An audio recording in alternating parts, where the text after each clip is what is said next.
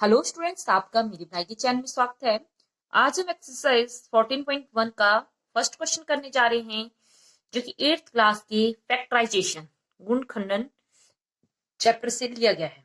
Students, question है find the common factor of the given terms.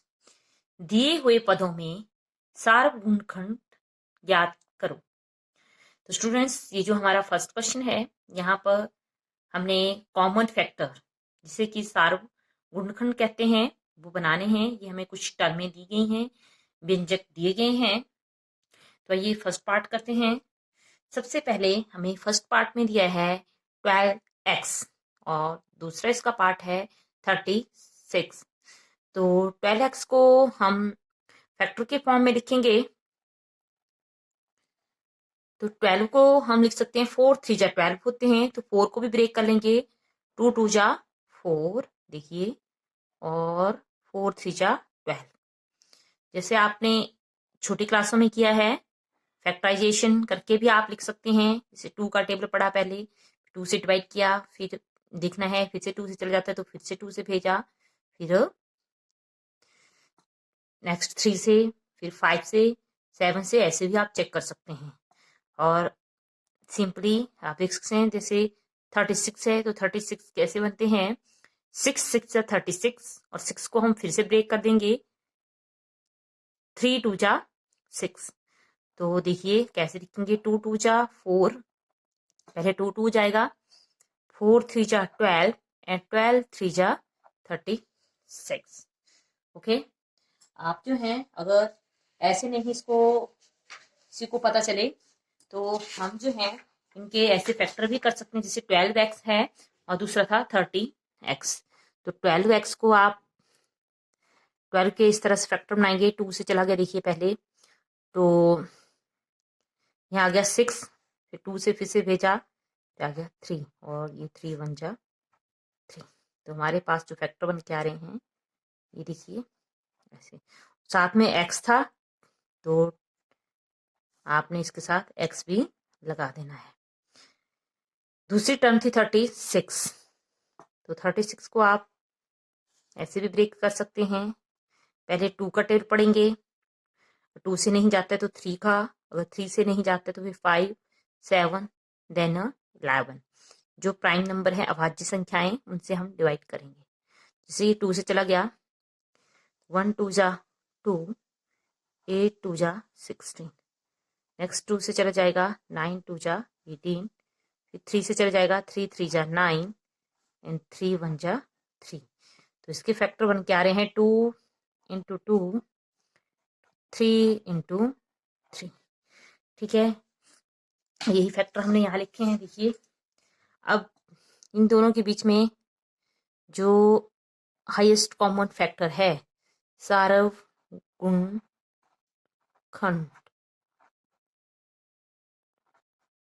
वो हम लिखेंगे। जो दोनों के बीच में कॉमन चीज है, उसको हम लिखेंगे। तो यहाँ देख सकते हैं आप, देखिए 2 2 दोनों में है, अगेन 2 1 3 और नहीं है, तो इनको लिखेंगे हम 2 2। एक बार इनमें से एक बार लिख दिया, इसमें से भी एक बार लिख दिया, नेक्स्ट में भी एक बार ही लिखना है। इनको मल्टीप्लाई कर दीजिए, 2 2 जा 4, 4 3 जा 12, तो इसका आंसर आ गया 12। ठीक है, वैसे ही इसका सेकंड पार्ट करते हैं। सेकंड में है 2 बाई, 2 बाई को हम लिखेंगे 2 इंटू बाई करके। नेक्स्ट है 22 एक्स बाई, तो जब इसको 2 से डिवाइड करेंगे, 2 इंटू 11 आएगा, दैट इज 22, साथ में x है और फिर y। अब दोनों टर्मों में देखेंगे कौन सी चीज कॉमन है, 2 2 दोनों में है और y y। तो इनका जो HCF आता है वो आएगा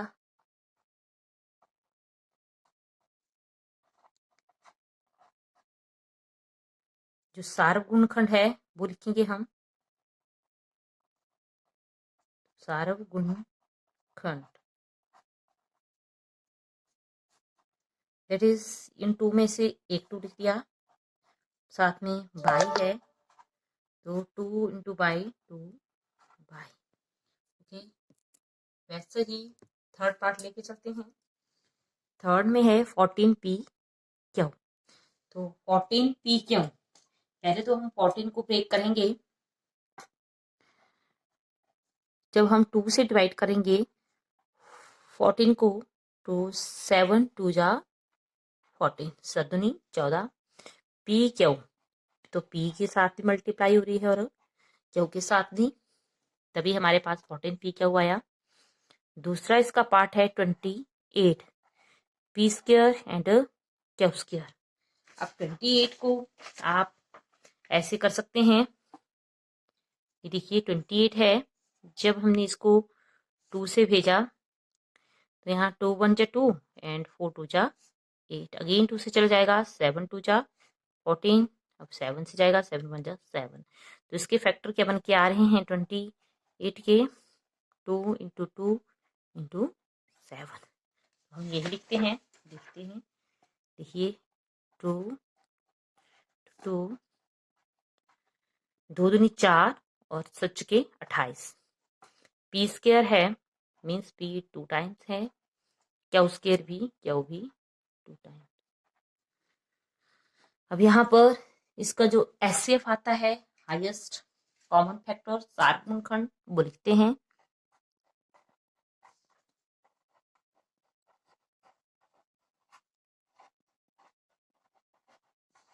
जो दोनों में कॉमन चीज है वही लिखेंगे। 2 2 दोनों में है, 7 7 भी दोनों में है, पी पी और एक क्यू क्यू। तो हमारे पास आता है 2 इंटू 7 पी टू क्यू, 7 2 जा 14 P Q. Now fourth part is, यहाँ पर हमें 3 टर्में दी हैं, इसको भी वैसे ही करेंगे। 2x है तो 2x को लिख दिया 2 इंटू एक्स, 3x स्क्वायर है, इसको लिख दिया 3x इंटू एक्स। वैसे ही 4 है, 4 को लिख दिया 2 2 जा 4। अब तीनों में जो हाईएस्ट कॉमन फैक्टर आ रहा है उसको लिखते हैं एचसीएफ सारव गुणनखंड।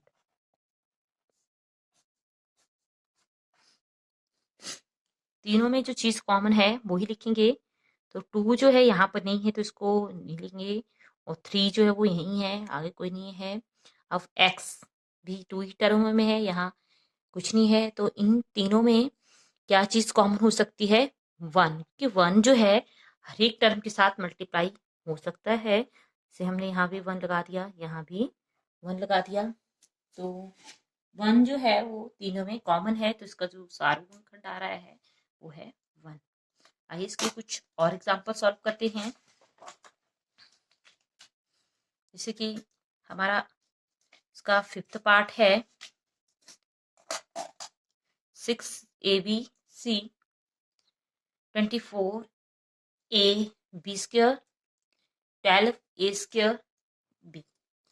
तो सबसे पहले 6abc ये फैक्टर बनाते हैं, 2 3 जा 6, a into b into c। Second term है 24ab स्क्वायर। 24 को आप कैसे लिखोगे, 12 2 या 24 होते हैं, तो जब हम 2 से भेजेंगे तो हमारे पास आएगा 12, और 12 को अगेन इसके फैक्टर करेंगे तो फिर से 2 से चला जाएगा, देखिए ये, आप इसके मल्टीप्लाई करते हैं, देखिए 2 2 जा 4, 4 2 जा 8, और 8 3 जा 24 होते हैं, ए और B square B into B. इसी तरह से 12 ए स्क्वायर बी। अब 12 जो है इसको लिखेंगे 2 2 जा 4 एंड 4 3 जा 12। ए स्क्वायर है, ए 2 बार मल्टीप्लाई एंड देन बी, इस तरह से तीनों जो हैं ब्रेक करती हैं। अब इसमें से इसका एचसीएफ फाइंड आउट करते हैं।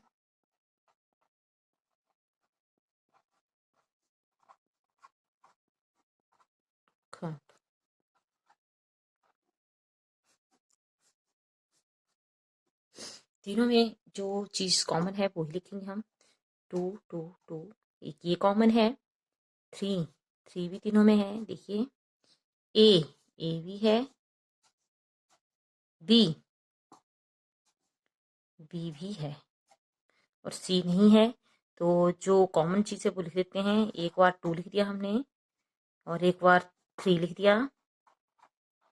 यहाँ से ए भी था, साथ में बी भी। इनको आपस में मल्टीप्लाई करते हैं तो 2 3 जा 6 ए बी। ठीक है। नाउ 6 पार्ट इज टर्म है 16x³ minus 4x² and 32x। तो 16x³ को ब्रेक डाउन करेंगे। 4 4 जा 16 होते हैं, तो 4 को भी ब्रेक कर दिया 2 2 जा 4 करके। देखिए मल्टीप्लाई करेंगे तो 16 आ जाएगा। 2 2 जा 4, 4 2 जा 8 एंड 8 2 जा 16। आप इनको ऐसे फैक्टराइजेशन से भी कर सकते हैं, और साथ में x³ है तो मीन्स x 3 टाइम्स है। नेक्स्ट है -4x²। तो -4 को लिखेंगे -1, 2 2 जा 4, x² है ये x और ये x।